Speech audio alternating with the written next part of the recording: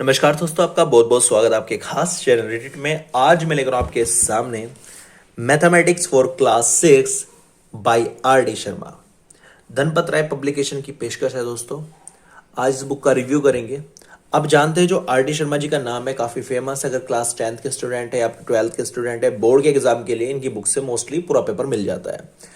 लेकिन छोटी क्लासेस में इनकी बुक की क्या रेपुटेशन है वो आज जानते हैं। कितनी शानदार बुक है या कुछ कमियां हैं, सब कुछ जानेंगे। तो चलिए शुरू करते हैं बिना किसी देरी के इस बुक का review, mathematics class 6 by R D Sharma. सबसे पहले बात कर लेते हैं इसके प्राइस टैग की। प्राइस टैग की अगर हम बात करें तो इसका जो एमआरपी आपको देखने को मिलता है 275 रुपए इसका एमआरपी आपको देखने को मिलता है।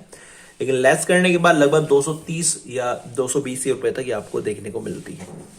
बात करें इसमें नंबर ऑफ पेजेस की, तो इसके अंदर आपको कुल जो नंबर ऑफ पेजेस देखने को मिलते हैं वो लगभग आपको 350 से लेकर 400 के बीच आपको नंबर ऑफ पेजेस आपको इसमें देखने को मिल जाते हैं।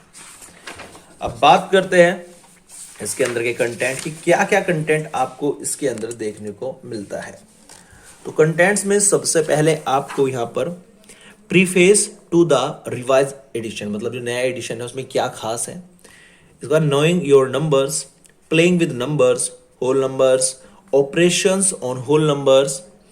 इसके बाद negative numbers and integers, fractions, decimals, introduction to algebra, ratio, proportion and unitary method, basic geometrical concepts, angle, triangles, quadrilaterals, circles, pair of lines and transverse, understanding three-dimensional shapes, symmetry, basic geometrical tools, geometrical constructions, measurement, ये mensuration, data handling first, presentation of data, data handling second, pictographs, data handling third, bar graphs. तो ये है content जो आपको इस book में देखने को मिलता है।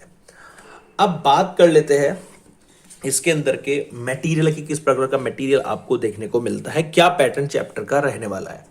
जैसे पहला चैप्टर शुरू होता है नोइंग योर नंबर्स, तो इससे रिलेटेड जो नंबर से नेचुरल नंबर, होल नंबर, इनके बारे में सब कुछ बताया जाएगा। आपके सारे कॉन्सेप्ट क्लियर किए जाएंगे। फ्रंट साइज A1 है, अच्छा है। पेपर जो क्वालिटी है वो भी काफ़ी अच्छी है।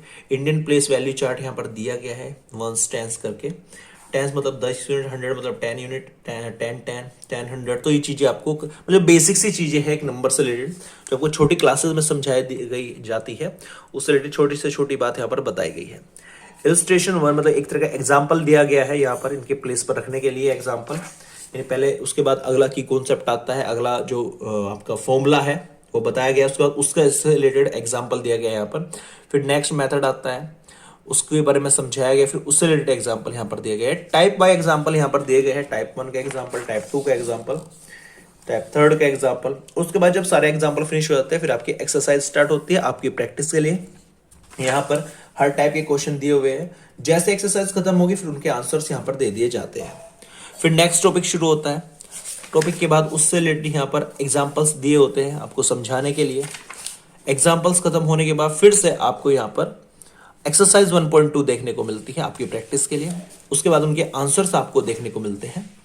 इसके बाद नेक्स्ट जो की पॉइंट्स फैक्ट्स है वो यहाँ पर दिए गए हैं, उनसे रिलेटेड एग्जाम्पल्स दिए गए हैं, उसका उनसे रिलेटेड एक्सरसाइज दी गई है, फिर उस एक्सरसाइज के आंसर आपको दिए गए हैं, उसको आप मैच कर सके।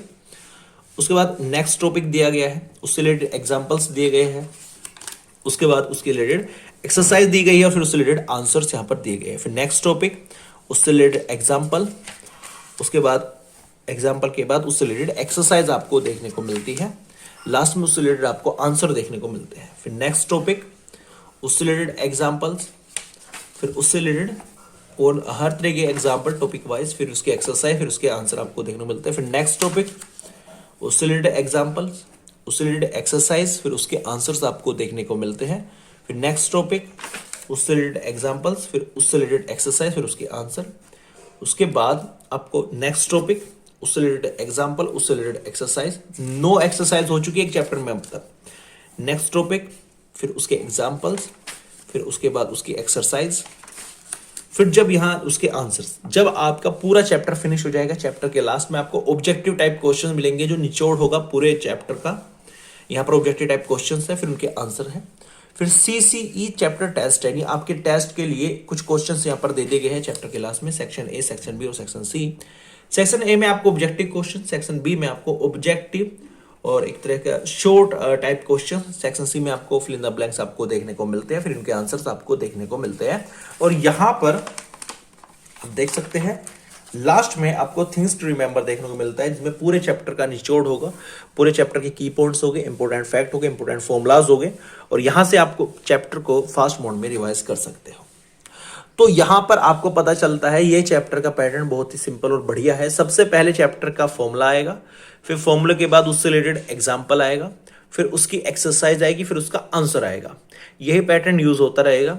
और जब आपका पूरा चैप्टर फिनिश हो जाएगा, लास्ट में आपके ऑब्जेक्टिव टाइप क्वेश्चन मिलेंगे आपकी प्रैक्टिस के लिए, फिर उनके से रिलेटेड एक समरी लास्ट में आपको देखने को मिलती है, जहां पर पूरे चैप्टर का निचोड़ आपको देखने को मिलता है।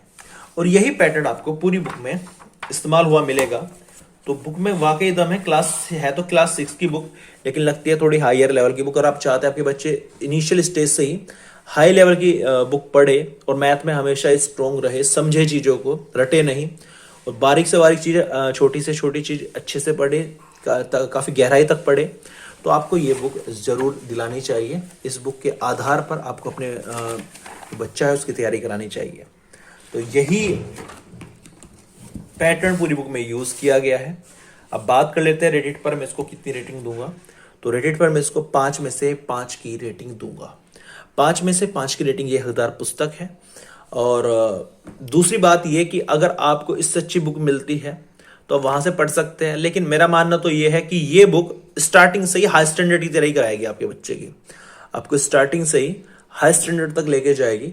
तो ये बुक इसलिए मैं 5 में से 5 रेटिंग देता हूँ। अगर आपका बच्चा थोड़ा वीक है तो उसको थोड़ा गाइडेंस जरूरत जरूर पड़ेगी ये बुक पढ़ते समय। तो बाकी ओवरऑल अच्छी बुक है, 5 में से 5 रेटिंग के हकदार का है पुस्तक। उम्मीद करता हूँ वीडियो आपको अच्छी लगी। वीडियो अच्छी लगी प्लीज लाइक कर देना, चैनल को सब्सक्राइब जरूर कर देना, ताकि इस प्रकार की बुक रिव्यू का वीडियो हम आपके लिए लेकर आते रहे। Thank you so much for watching this video.